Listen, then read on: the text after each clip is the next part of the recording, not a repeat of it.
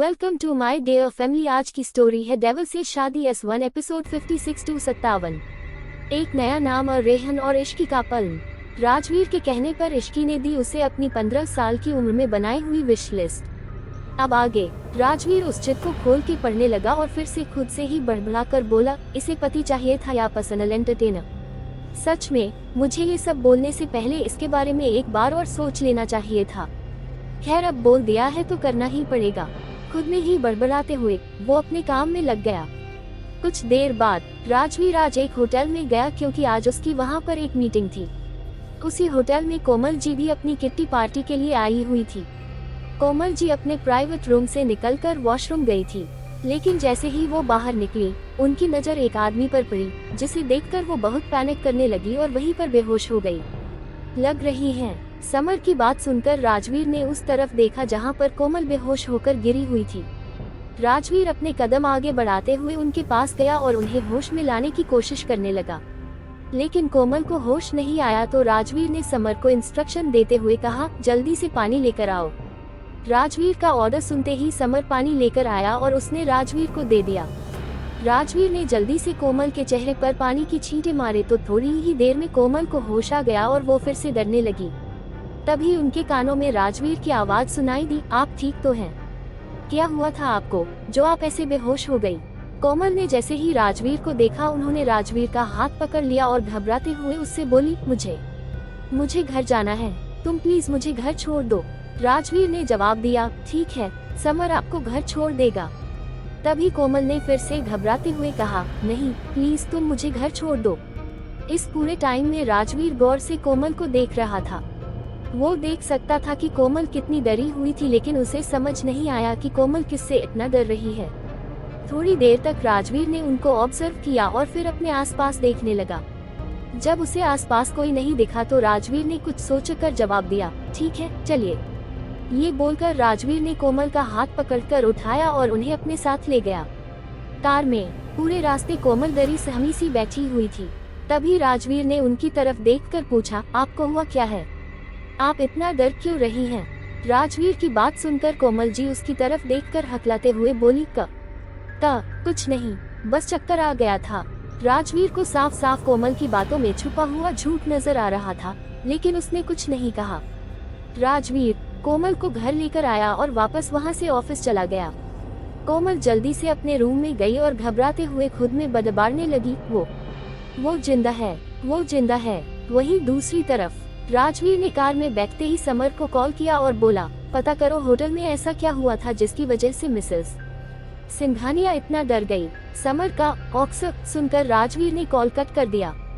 वहीं ऑफिस में अभी लंच टाइम चल रहा था।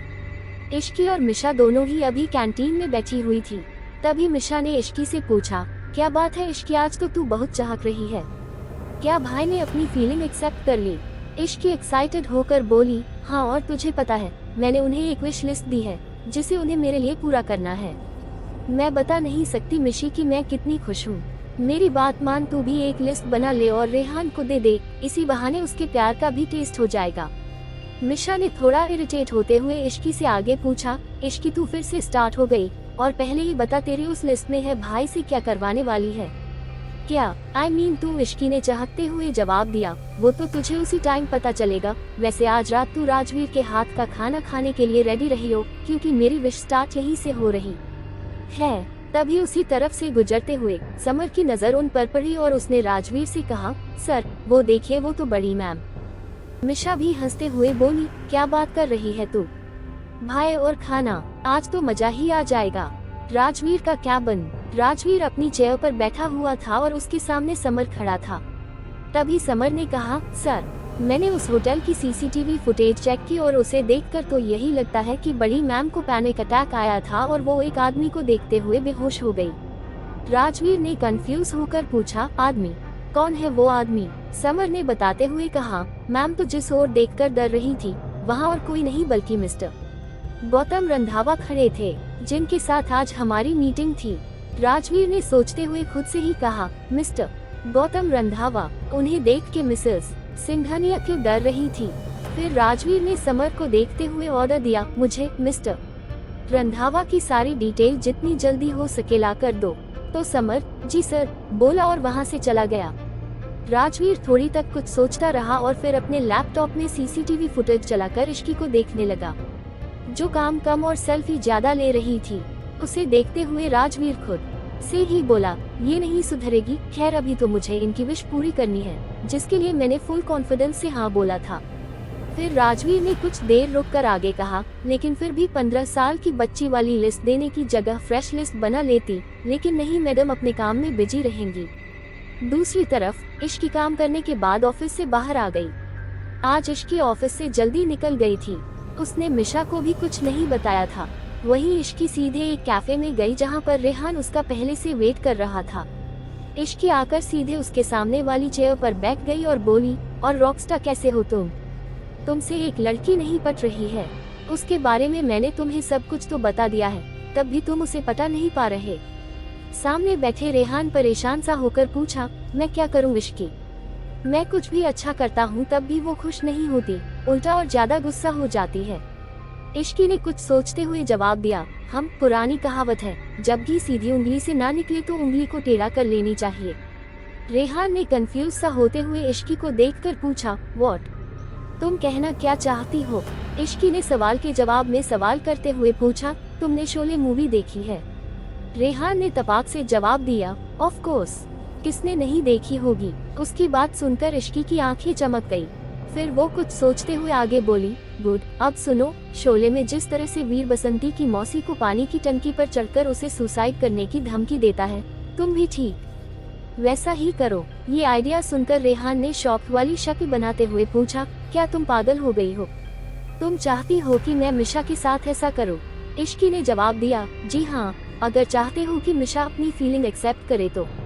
रेहान ने फिर से क्वेश्चन करते हुए पूछा, लेकिन अगर ऐसा नहीं हुआ तो इश्की उसका मजाक उड़ाते हुए बोली, तो क्या मजनू, रांझा, रोमियो के साथ साथ तुम्हारा भी नाम लिया जाएगा?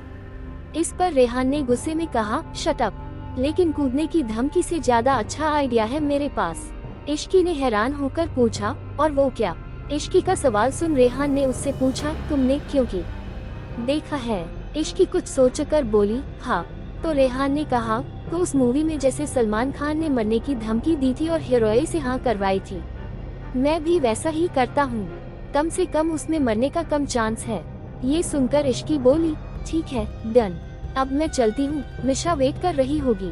ये बोलकर इश्की वहाँ से चली जाती है। क्या इश्की और रेहान का प्लान हो पाएगा सक्सेसफुल? और क्या करेगा राजवीर इश्की की विश लिस्ट की हर विश पूरी? एपिसोड 57, राजवीर का इश्की के लिए दर। मिसेज कोमल सिंघानिया एक होटल में किसी इंसान को देखकर हो गई बेहोश। वहीं उनको मिल गया राजवीर, जिसने उनको सही सलामत घर तक पहुंचाया। लेकिन राजवीर समझ नहीं पाया कोमल की घबराहट का कारण, इसलिए उसने समर से कहकर पता लगाने को कहा। वहीं दूसरी तरफ राजवीर सोच रहा था इश्की की विश पूरी करने के बारे में।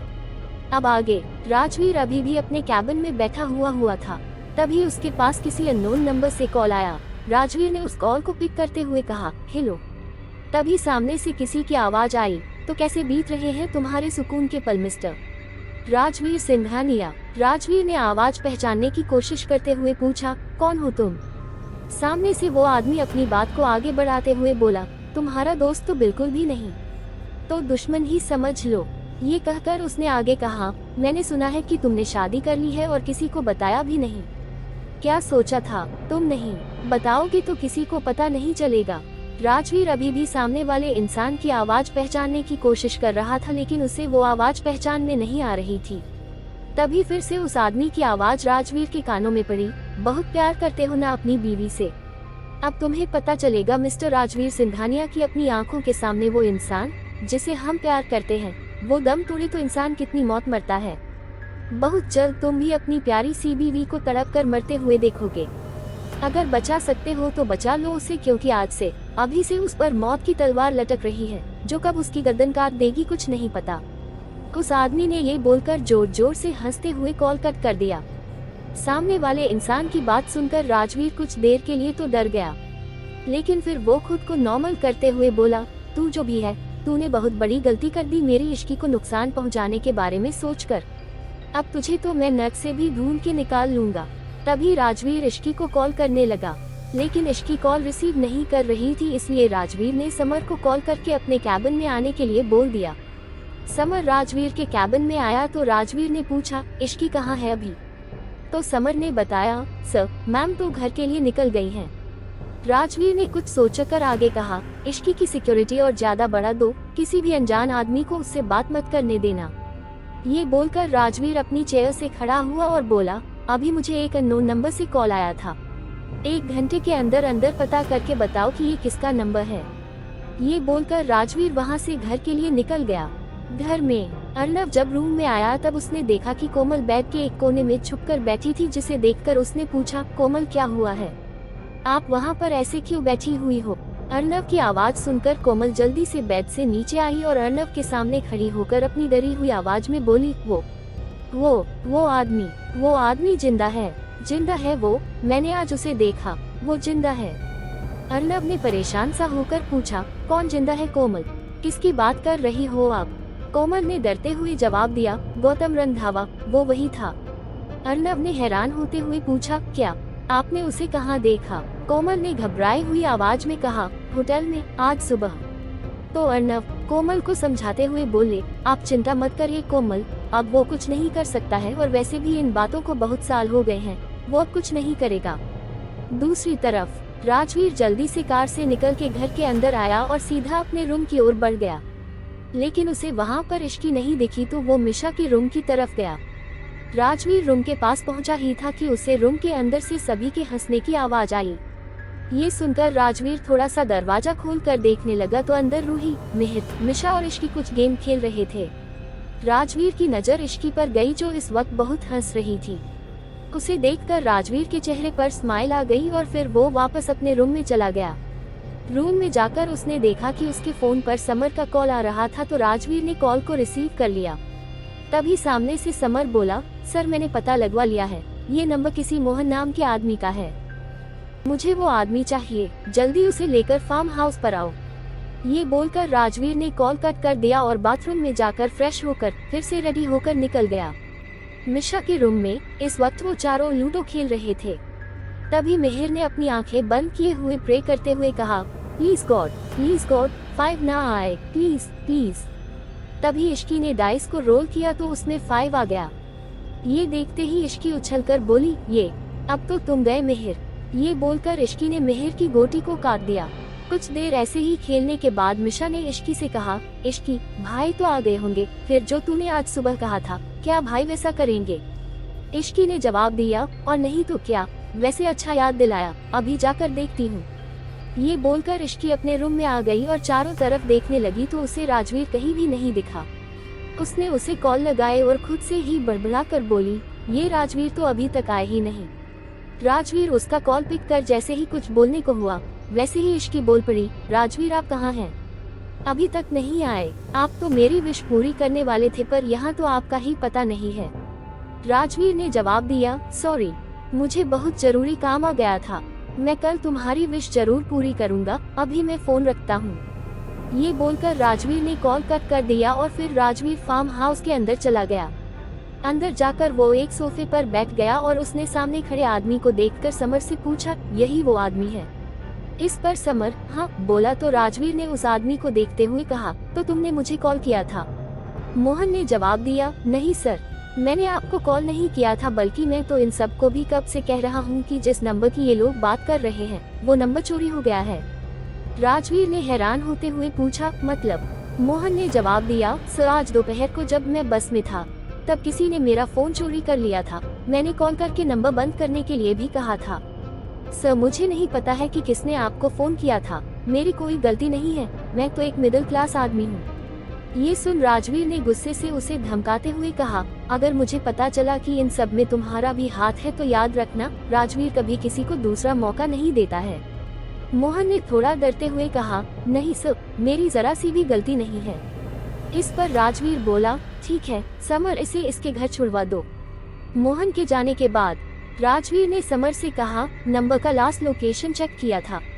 यस सर, बट समर ये बोलकर बीच में चुप हो गया। राजवीर ने पूछा, बट क्या? समर ने जवाब दिया, सर उस नंबर की लास्ट लोकेशन एक समय में 5 जगह से आ रही थी, तो राजवीर बोला, हम, जाहिर सी बात है, अब जो राजवीर सिंघानिया से टकराने आया है वो कोई कच्चा खिलाड़ी तो होगा नहीं जो इतनी आसानी से अपना पता बता दे। राजवीर ने फिर कुछ सोचते हुए आगे कहा, पता लगाओ इस वक्त रॉकी कहाँ है और उसे जल्दी से बोलो मुझसे कांटेक्ट करें। ये बोलकर राजवीर अपनी कार में बैठ के घर के लिए निकल गया। आखिर किसने किया था राजवीर को वो कॉल? क्या इन सब में गौतम रंधावा का है कुछ हाथ? और क्या है गौतम रंधावा से जुड़ा हुआ कोमल का अतीत? To be continued. अगला एपिसोड सुनने के लिए हमारे चैनल नॉवल स्टोरी कॉमिक्स को सब्सक्राइब जरूर कर लो।